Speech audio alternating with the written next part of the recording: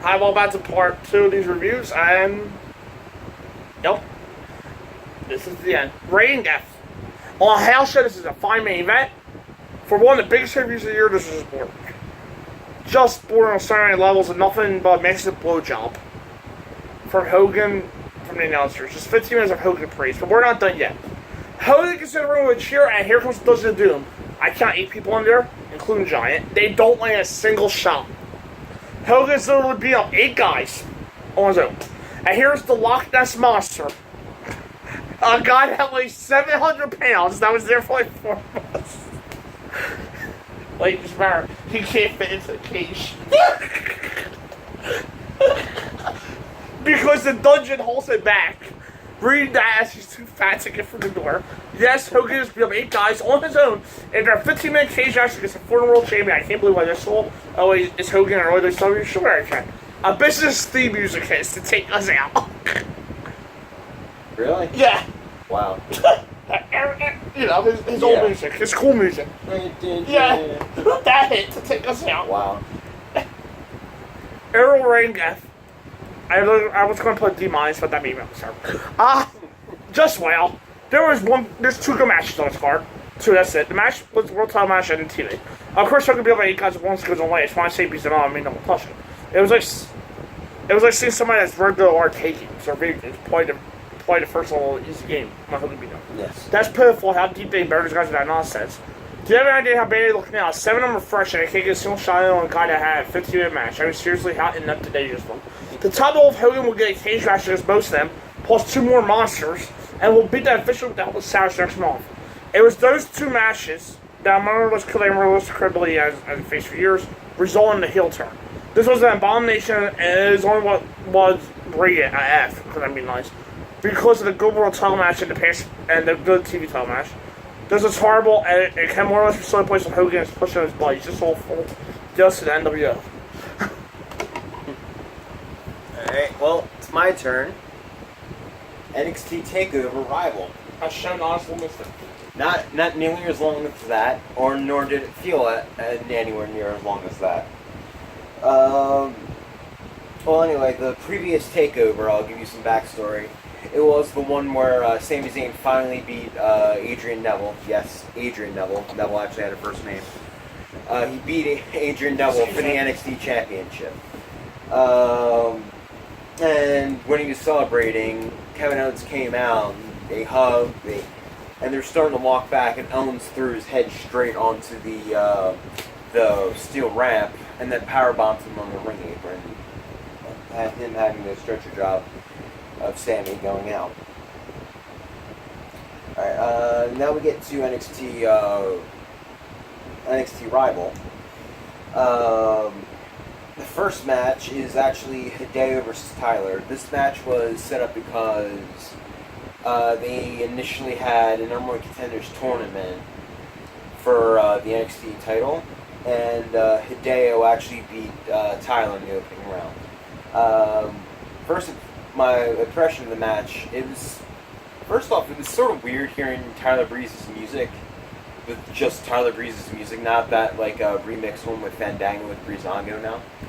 I actually forgot how funny that song was. This match was actually pretty good. Hideo threw a lot of kicks. He teased the GTS at the end of the match. Tyler worked on the legs to neutralize his striking kicks. However, Hideo does end up beating Tyler in a pretty decent match with the... I'm not sure what Hideo called it, but it was essentially Roger Strong or Roger Strong's sick kick or Drew McIntyre's Claymore. I ended up giving the match a B. Next match is Baron Corbin versus Bull Dempsey. They essentially had their feud because they were both sort of dominant monsters in NXT, and for one, they had the Full Sail crowd counting along to the segments how they would squash jabronis, as it were.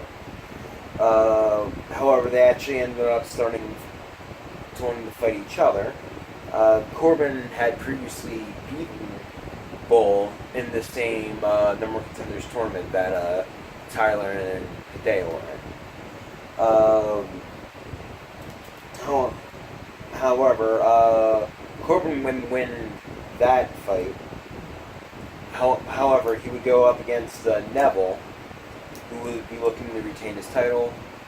But Bull cost Corbin the match there, so Neville advanced through, and there'll be more about Neville later in this show. So Corbin and Bull ended up being a no DQ match. However, they didn't really use any of the weapons, as it were. There was one time Bull touched the chair, and it was at the very end of the match. They brawled a little bit outside, but it wasn't. It didn't necessarily need the no DQ gimmick to actually have that. So, however, the ending came. Bull finally has the chair. He gets in the ring, slides in, and charges Corbin. Corbin literally just catches him and hits him with the end of the days for the win. This was the worst match on the show. But overall, it wasn't a terrible match. It just wasn't a no DQ match. They didn't really need that stipulation, to be fair. So I ended up giving it a C-. Worst match on the show. Yes.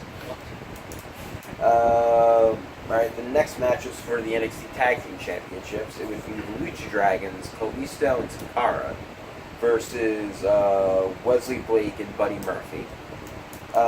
This is Blake and Murphy without Alexa Bliss. That can't be underlined enough. Because you know that my beating heart wasn't to be spilled.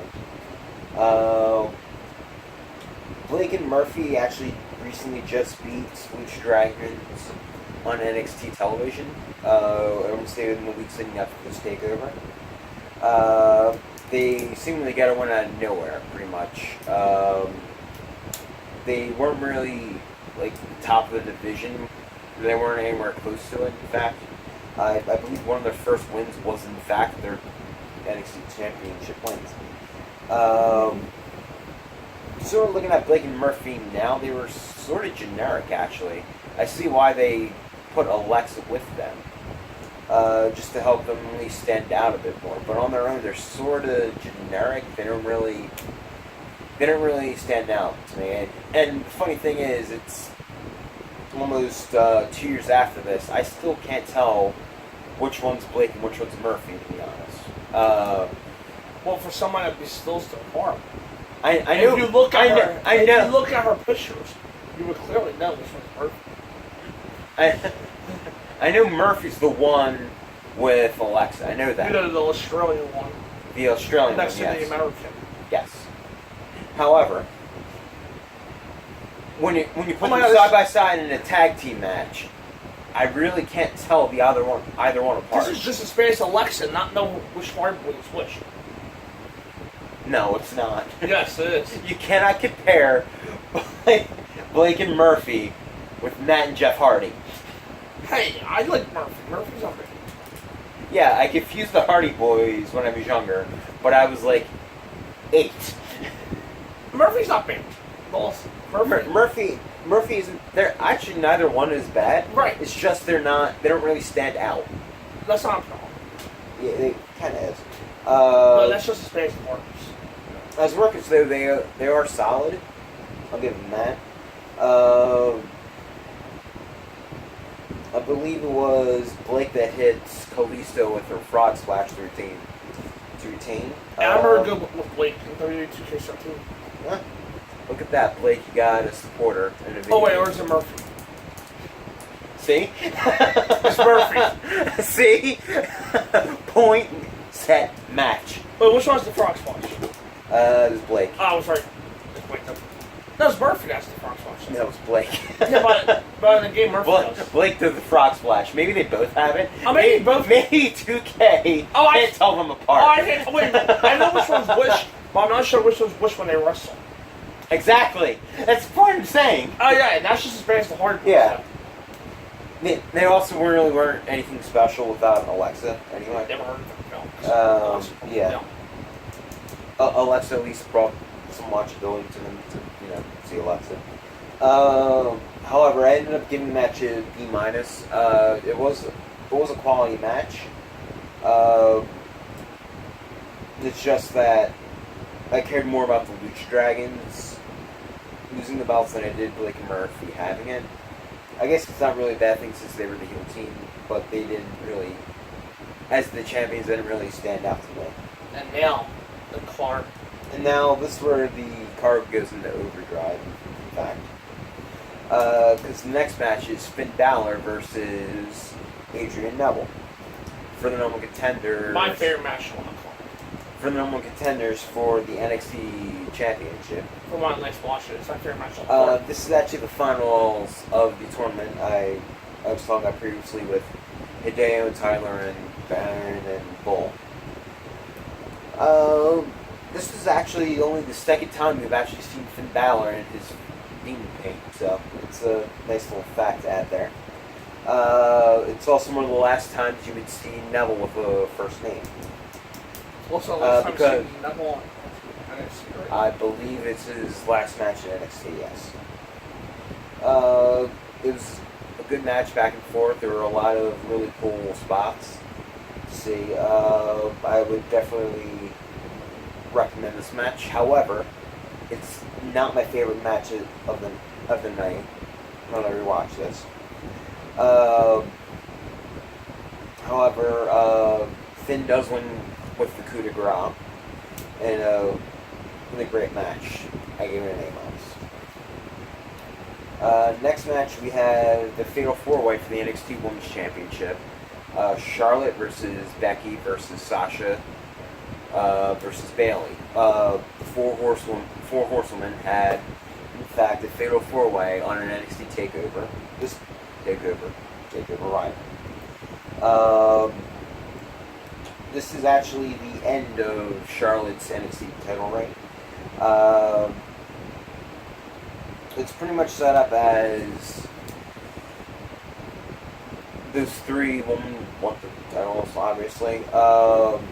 Team Bay, which was Becky and Sasha, sort of split up from each other at this point.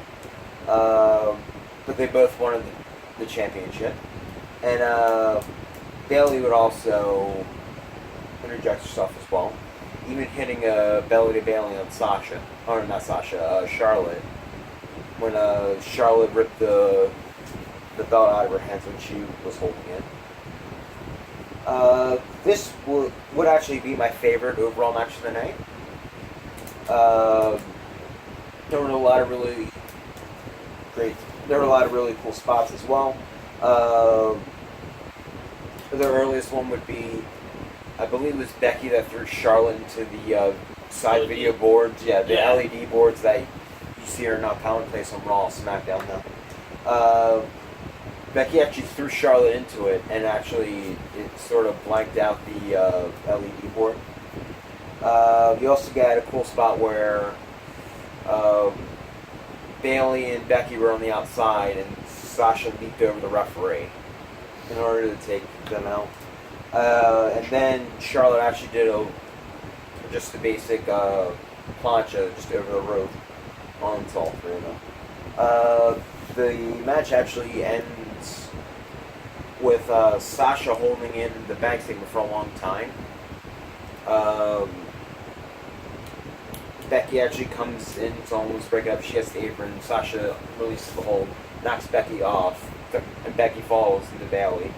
Sasha goes back to holding it on to Charlotte, and then bends her back so much that she just goes through it and rolls her up and gets the pin. This would be Sasha's title win. Her actual title reign. Yes, her actual long title reign right. that we're desperately seeking on the main roster now. This was when you would care about all four horsewomen. Like we do now. Not technically. Also, though. Yes. They're just not being used. Yes. Charlotte, this is actually just off a very good title run with Charlotte. beginning with her and Natty at Takeover Fatal 4-Way. Takeover? Oh, Takeover. Oh, just Takeover. And then it would go through her and Becky, her and Sasha. Her and Bailey. Her and Bailey, I'm sorry. Yeah, Fatal 4-Way, her, Yeah. Sasha, and our Evolution. Which also is the better one, I think I would assume. And then this one, which is great, obviously. But however, the real talking point is actually the next match. It's Sami Zayn versus Kevin Owens for the NXT Championship. Like I explained before, Owens took out Sami after he just won his championship. It was also Owens' first night at our Evolution as well. But he set his goals immediately and went after the champion, who ended up being his longtime friend. The feud was very personal, and you can really feel it in the two. You can really understand their friendship and how Sami was hurt by the betrayal and all that stuff. Owens kept on saying that it was pretty much just business. Like, he just wanted a better life for his family and kids. And Regal also got involved in this, saying that Owens wouldn't be allowed a title match, but he would allow a match with Kevin Owens versus Sami Zayn at a Takeover. However, the only way Owens would actually sign the contract, would be if it was a title match, and the crowd and Sami pressured Regal into allowing that.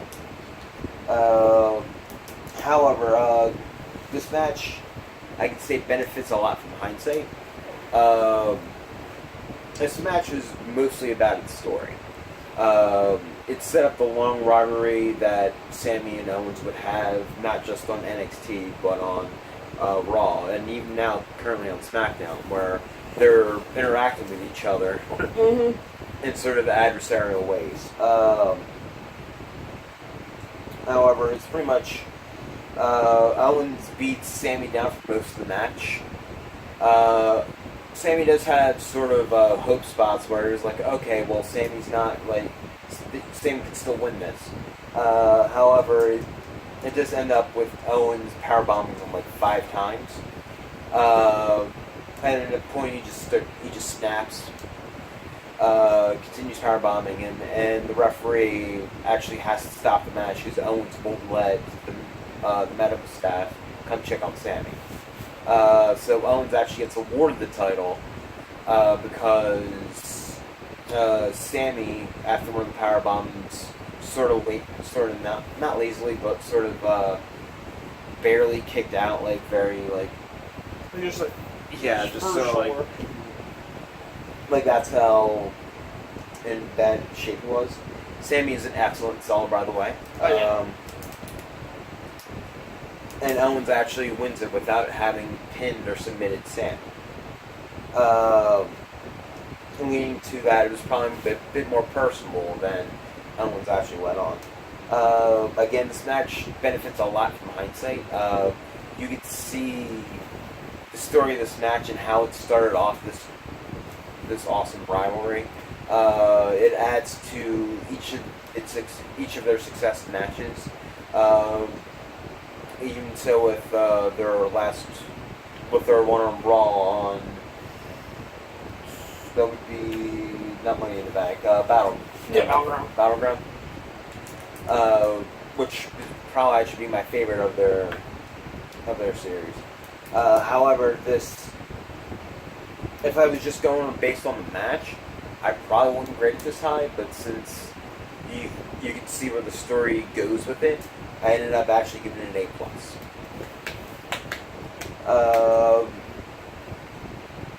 Overall, the show is an A+. It's Takeover. What? With me, I usually give it a much higher grade than what my grade suggests, because I usually enjoy myself for Takeover. Alright, so now we get to the interesting part. Right. Where we get to pick Excuse me. the pay-per-views. And we normally do this on phone. Yes. But now instead of my stickered iPad. Look at the beauty. Yes. Alright, so. Well, I just you went first last time, right? Yeah, right? Yeah, I believe so. Okay. Alright. Well, that actually don't matter who goes first this time. Yeah. Because we're both doing Harry's. Alright, so our first one will be. If it loads up.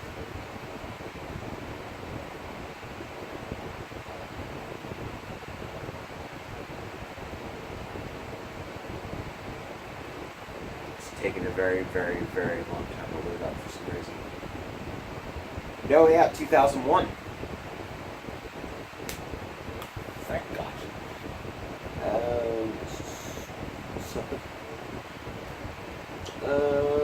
Carnage rules the ring as Triple H faces Stone Cold Steve Austin in a 2 out of 3 falls match. 3 stages of hell. Kurt Angle versus The Rock and more. Kurt Angle Rock versus for the WWE Championship. The Dudley Boys, Edge and Christian, and Kane and Taker in a triple threat match for the WWE Tag Team Championship. And Stephanie McMahon Helmsley takes on Trish Stratus and more. So it's definitely an interesting one. And most, I believe that it's probably one of the best pay-per-views ever. In front of one of the best pay-per-views ever. Oh no.